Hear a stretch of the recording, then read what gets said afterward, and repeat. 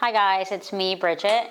I'm Seamus. We're here with Miracle Canine, and we're going to give you some do's and don'ts about owning a dog. Here we go. Here we go. We're ready. Here we go. Do's and don'ts of new owners. Kind of what I was thinking, one big don't is the over affection. It's not the fact of you just showing your dog that you care about it. It's letting them constantly come up to you and use you as kind of that like comfort zone, that safe zone where they start to kind of lose themselves, I feel like a little bit as they get older. It also kind of, I feel like, resorts to a lot of kind of the resource guarding of the owner as well, where they just like find that affection as such a necessity, you know? So it's not that you can't like your dog or show your dog that you like it. It's overdoing it at a young age and not kind of letting up a little bit, you know? Having them become reliant on your constant like affection and comforting them through situations. There's nothing wrong with giving affection, but we have to realize that affection is more for us than it is for our dogs. That's not their love language. Right. Some dogs love being pet, and I'm not saying don't pet your dog or don't kiss your dog, but being weary. We both do that. Yeah, yes. yeah. So yeah, it's not that I'm saying that, but it can, there is a line of crossing that. Yeah, like a lot of holding. I've noticed a lot of people hold their dogs when they're at the vet or have them on their laps a lot, and we're never allowing the dogs to have association being independent.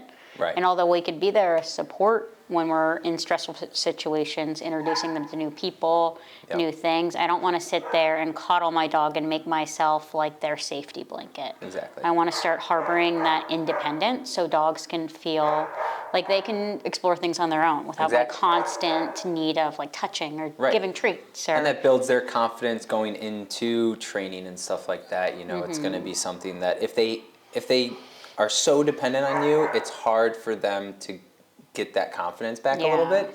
But if they already have a sense of independence and everything, then it's so much easier for them to kind of grow a little bit faster through that training, I think. Yeah. What's something they should do? I think you should definitely get your dog used to the crate, no matter if you're bringing a puppy into your house or you've had your dog for several years. The crate is my absolute go-to, must-have. Despite people feeling a little bit guilty about confining their dogs, it's an excellent way to teach your dog independence and have them just learn to relax in some situations. It gives the owner a little bit of a break from the dog if you're having one of those days and you just kind of need to separate from your dog. Yeah, and I get I get that it's hard for owners to do that because, again, it's the same thing with nail trims and all that stuff, you know, grooming in general, whatever. It's the dog tries these things to get out of first or whatever, you know, if they're a puppy or whatever, they're not used to the crate, you know, it's something that they have to get used to as well, right? And so it's something that if we can teach them, again, not run to their aid at every noise and whine that they do, you know, again, teach them that independence, that it's okay to be alone for a second. You know, it's okay to be in that crate and kind of calm down. I think it goes a long way if you do that, you know, sooner than later, because, yes, then they're going to gain that kind of dependence on you a little bit. Creates the separation in the house a bit, and then it aids in potty training. So when we're really trying to get in the nitty-gritty of why our dog's messing in our house, the crate delivers us a place to put them where they're not able to free roam and do that pooping, peeing, marking, things like that. And to your point, you're right, that crate training is hard. It can be really hard. Some dogs transition very easily, and other dogs have anxiety associated with being confined or away from their owners.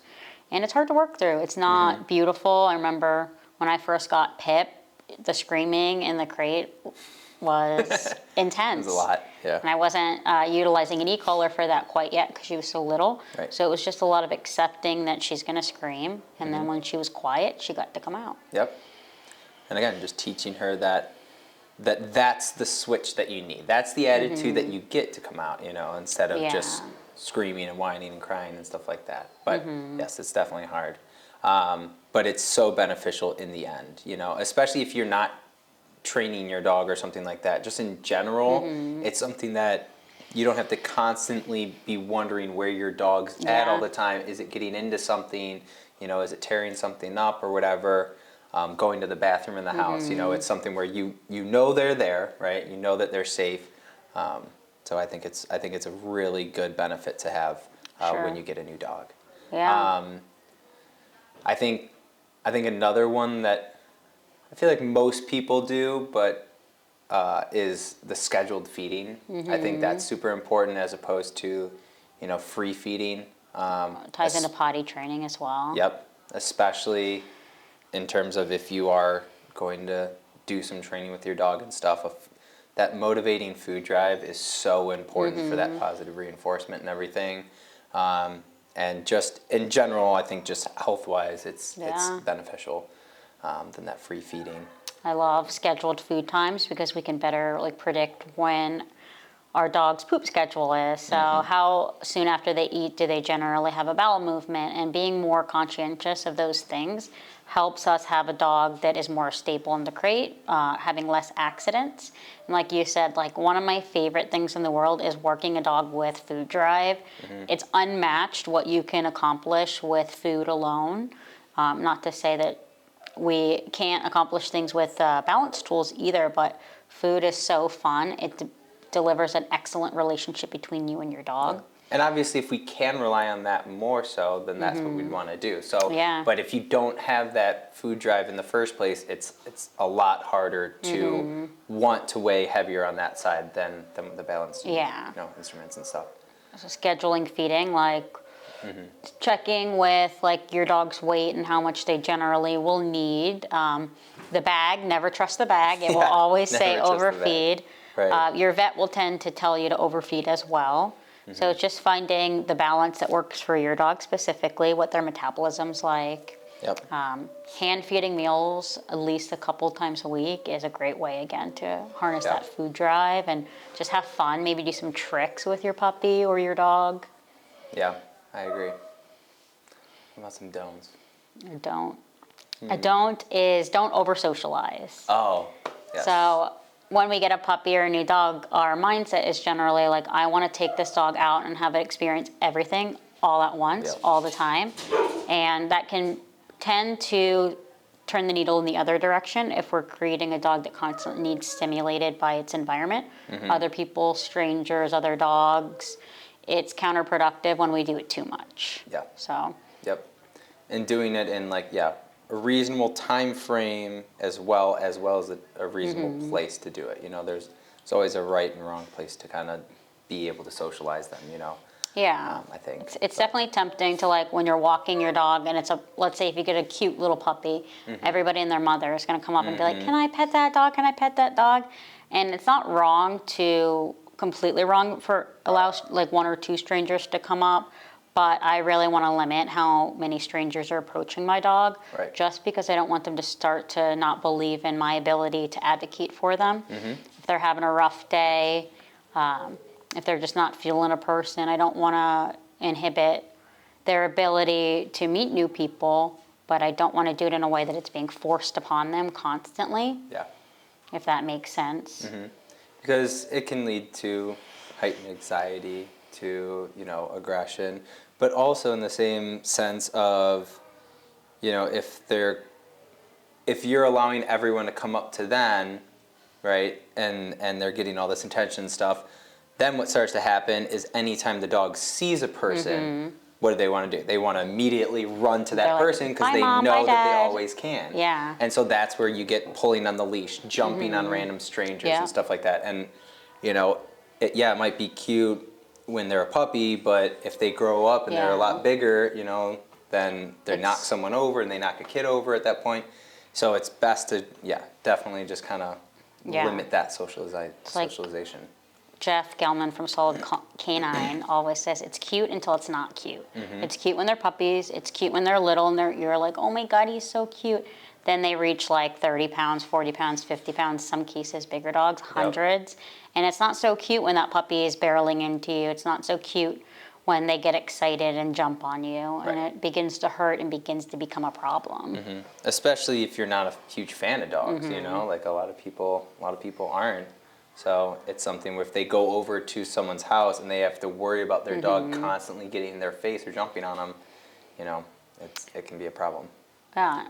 It's also good to note, like, dog-to-dog socialization, making sure it's really healthy in the beginning there. I do advocate for getting your dogs around other dogs, playing with new dogs, but only if I trust the owner, and the owner's not a stranger to me. So I know that the dog I'm allowing my dog to socialize with has its vaccines, is just generally pretty stable, where the owner and I have a good plan, like, hey, let's let our dogs have a play date.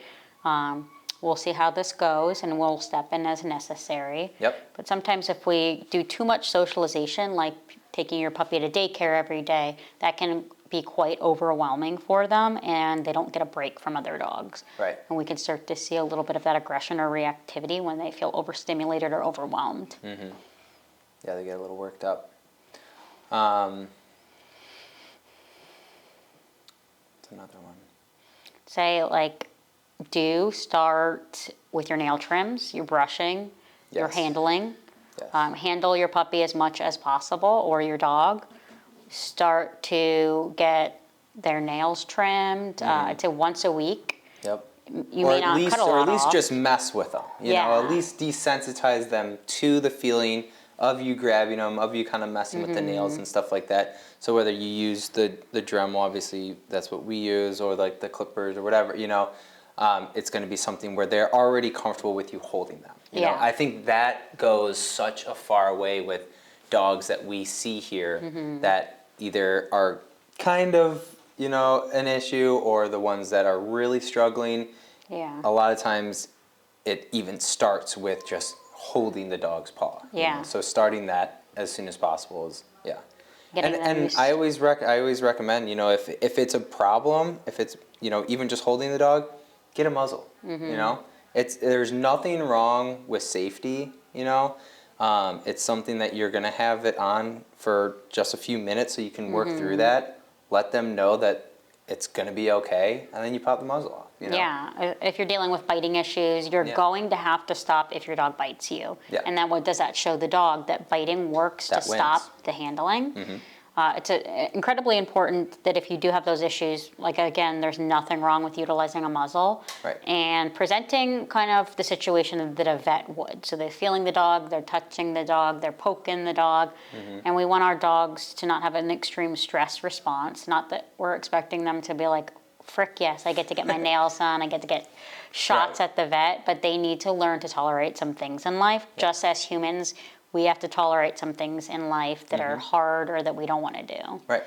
So, and that brings up a good point. So even if you're not the one trimming their nails or whatever, grooming them and stuff, you taking the initiative to get them desensitized and working them through that when it is like game time, when they are presented with those situations of the vet, of the groomer or whatever, they are already more comfortable with it, right? So yeah, that is a really good one to do for new owners. There's a million ways to raise a puppy. There's a million ways to raise a dog. And we want to see our dog be stable in their environment, confident in who they are, confident being alone, and getting them in new situations and environments. So handling is definitely one. Our crate, like we said, is just, for me, that's a make or break. I love being able to utilize the crate. It is such an important tool. And then socializing, doing it appropriately, not doing it too much or, you know, too often. I mean, I'm trying to think if there's any other big ones that we're missing. There probably are. Like probably. there's so many things to think about when you raise your puppy, but just have a fun time with it too. Don't get into the weeds of, like, my dog at the 6-month mark has to learn how to sit in bed and recall. Like, these things take time with obedience. I just focus on developing a dog that's really stable in your house, really listening to the owner, and able to be guided. And patience is key, you know. That's our big thing here, that's what I tell the owners all the time. It's just, you have to be patient with it, and if you have the patience to keep working, then the dog will too, and it's just a matter of time to do it. So trying to do these do's and don'ts, I feel like, are pretty good, at least starters. Yeah, we're definitely, there's, like you were saying, there's a million different things that you can do and don't, like, shouldn't do when you're getting the new dog and stuff. But I think these are like the big ones, that I think a lot of people kind of go back and forth on, or like easily make mistakes on and stuff. Yeah, and so it's allowing the dog, when you're taking a dog home for the first time, it's allowing that transitional time for your dog to adapt into your house and not starting off on the wrong foot. So even if for the first 2 weeks your puppy slept in bed with you, your dog slept in bed with you, it's never too late to start introducing rules and boundaries in the house. Yep. We said, like, ultimately you want to give your dog a loving, happy life, but we need to start thinking about boundaries. Yep. So another thing that comes to mind is like just a little bit of a limited furniture access. If I immediately let a dog come in, start jumping all over my furniture, my bed, my couch, what's going to think? That it's their furniture. Yep. So reducing how often they're allowed on and into our space, and having me delegate to them, like, all right, you can come cuddle with me now. Right. But you don't get to. When it's on your terms, then it's fine. Right. I hear a lot of like dogs just getting on the couch and then resource guarding it, or tearing the couch apart, scratching it. And people are like, what do I do? And I'm like, well, tell them no, take them off the couch. Right. They have the bed stay for a reason, or whatever, or just get them off. Again, if you're not doing the training or something, just don't let them on. Yeah. If it's something they get on, just get them off. Right. Yeah. I think furniture access is a big thing that a lot of I feel like even couples kind of debate on. There's always the one person that wants to let them up on the bed or up on the couch, and then the other one that doesn't, or whatever. But again, I think it comes to, for me, I like having that boundary set so that when I'm at home, I can kind of allow it here and there or whatever, because I don't mind it. But if guests are ever coming over, that's kind of like the line, hard rule. right? I want to be able to tell Sully that we're not allowed on the couch. You have to go on your bed. So again, that way he's not jumping up, rolling over people and stuff like that, because he also sheds a lot too. So yeah, furniture access is a big one. And in the beginning, like, we're gonna have to try to remain consistent about keeping our dog off the furniture as they're adjusting. So I'd recommend like no furniture access. And then if people are really inclined and they're like, I really want to snuggle with my dog on the couch, do an invite-only policy. So patting the couch and telling them, okay, and then they can jump up, as opposed to, like you said, my hard rule is trying to keep my dogs off the sofa when I have visitors over, which can be difficult, especially if they've had constant access to the sofa, and you're suddenly telling them, like, no, get off. Right. You can't get on. When there's really exciting stimulations all around and everything too. Yeah, it makes it even harder. There's just so much when raising a dog to think about, and you can take your time and kind of be excited about your new puppy and be excited about the new dog you're bringing in, but there's no rush to get any of these things done. But it's just definitely something to start to think of as you're incorporating a dog into your household. Right. I think it's a good starting block, to getting a new dog, whether it is a puppy or an older dog or anything like that. They're always going to be looking to you at first. I do think, what they're coming into this new place or whatever, and you're always around, so they're going to see if they're the ones that can take control or if you're the one that's going to take control. Yeah, right? Are we going to be the leader or the follower in the relationship with our dog? Exactly. So again, doing these kind of just like simple things, they do kind of overlap in their own sense as well, I feel like. So it's something that again, even those things, there's a million ways to do them, but just the things that we mentioned. But I think it's just something that, like you were saying, have fun with it, but don't disregard and just let the dog do whatever it wants, because then you're going to have a lot bigger problems down the road. You know? It's just like owning a dog. Dog ownership is such a journey, and we're not always going to have perfect, lovely rainbows and butterflies times with our dogs, especially if we do start to see some behavioral issues pop out. A lot of people can feel extremely discouraged by that. But again, it's a journey to own a dog, and it can be a wild ride for some. It can be super easy for others. It's just dog dependent. But having your dog start to see you as the leader is one of the most essential things that I can try to advise owners to do. Yeah. Again, you're the leader, the dog's the follower, rather than the dog demanding attention, demanding couch access, demanding to come out of the crate, demanding affection. Dictating where to walk, you know, all that stuff. Yeah. It is definitely the most important thing for sure. Yeah.